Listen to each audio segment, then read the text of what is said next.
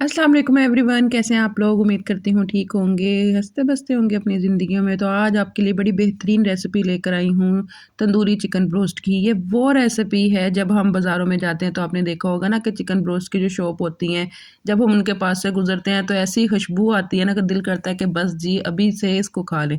क्यों ना हम घर में बनाएं बहुत ही हेल्दी वे में। चलें जी, चलते हैं रेसिपी की तरफ। यहाँ पे मैंने 2 पीस ले लिए थे चिकन के, एक लेग पीस था, एक चेस्ट पीस था। आप अपने हिसाब से आपको जो पसंद है वो पीस आप ले लीजिएगा। और जी शॉप वाले से ही मैंने इसमें कट लगवा लिए थे। डीप कट लगवाने हैं, आपने इस बात का लाजमी ख्याल रखना है। फर्स्ट टिप आपकी यही है कि जो अब आपने पीस लेने हैं उसको डीप कट लगवाना है। और एक बाउल भर लिया था मैंने पानी का, उसमें 2 टेबल स्पून मैंने डाला था नमक, और इसको हमने डिप करके तकरीबन घंटे तक के लिए छोड़ देना है।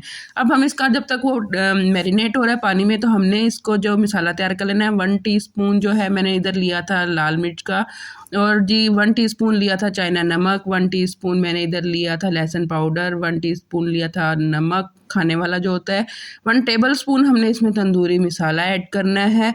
और जी यहाँ पे 1 टेबल स्पून हमने इसमें ऐड करना है कॉर्नफ्लोर का, और साथ ही हम इसमें डाल देंगे भुना हुआ ज़ीरा। और जी बस आपने भून के हल्का सा ज़ीरा और इसमें डाल के ऐड करके इसको अच्छे से मिक्स कर लेना। और ये जी हमारा मसाला मैरिनेशन का बिल्कुल रेडी है। अब जी इधर घंटा गुजर चुका था, आप यहाँ पे देखें जी, इसमें इससे क्या होगा कि ये पानी जो नमक वाला था, एक तो आपके चिकन में जो नमकीन जायका होता है ना वो आ जाएगा, और यहाँ पे चिकन जो है नमक वाले पानी से बहुत अच्छे से सॉफ्ट हो जाएगा।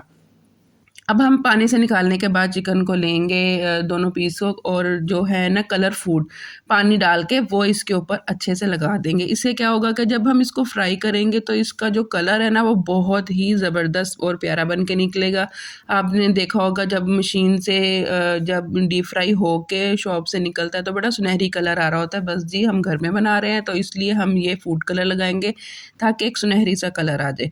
और यहाँ पे जो हमने मसाला बनाया था वो डाल देना है। अगर आपके पास फ्रेश लेमन है तो आप 2 वो ऐड कर दें, नहीं है तो मैंने बाज़ार वाला ऐड कर दिया था, मेरे पास भी नहीं था। तो जी अच्छे से इसको मैरिनेट कर लेना है। अच्छे से कट्स में इसके जो है ना आपने मसाले को ज़रूर लगाना है फिंगर के ज़रिए।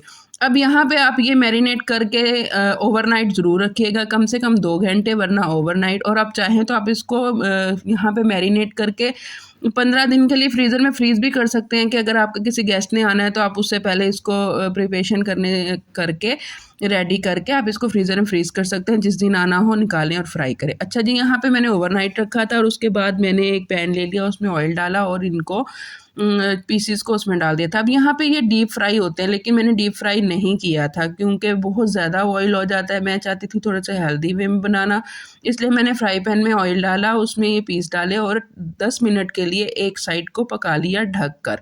मीडियम टू लो फ्लेम पे आपने इसको पकाना है। हर साइड को आपने 10-10 minute medium to low flame पर ढक कर पकाना है। ये बात का आप ख्याल रखिएगा। ये इतना जूसी और टेंडर बना था कि आपको बिल्कुल भी फील नहीं होगा कि आपने इसको डीप फ्राई नहीं किया।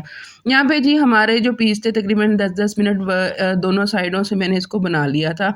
अब जो लेग पीस था वो तो बिल्कुल टेंडर हो चुका था और बहुत अच्छे से जो है ना तैयार था, लेकिन जो चेस्ट पीस था वो एक साइड से थोड़ा सा ऐसा था कि उसको ऑयल पे नहीं गया था। मैंने उसको फिर टेढ़ा करके थोड़ा सा फ्राई कर लिया था और वो भी रेडी था। आप देखें कितना मज़े का और सुनहरी कलर आ रहा है। आप देख रहे हैं ये सच में बहुत मज़े का बना था। बिल्कुल फील नहीं हो रहा था कि हमने इसको बाहर मार्केट से नहीं लिया। ये घर में इतना मज़े का और जूसी और टेंडर बन के तैयार हुआ था। आप इसको मेरे कहने पे ज़रूर बनाइएगा और मेरी रेसिपी को ज़रूर बनाया करें और मुझसे मेरे साथ अपना एक्सपीरियंस ज़रूर शेयर किया करें। तो जी ये थी आज की हमारी रेसिपी। उम्मीद करती हूँ आपको अच्छी लगी होगी। अगर अच्छी लगी हो तो मेरे चैनल मोमेंट्स विद सबा को ज़रूर सब्सक्राइब करें और एक प्यारा सा कमेंट करें। मुझे आपके कमेंट का इंतज़ार रहता है। आपकी कमेंट मेरा हौसला अफजाई होती है। और अगर आप मुझे टिकटॉक पे देख रहे हैं तो मुझे मोमेंट्स विद सबा पे टिकटॉक पे भी फॉलो करना बिल्कुल ना भूलिएगा। जाते हुए एक लाइक और ज़रूर करके जाइएगा। अपना ख्याल रखिएगा। अल्लाह हाफिज़।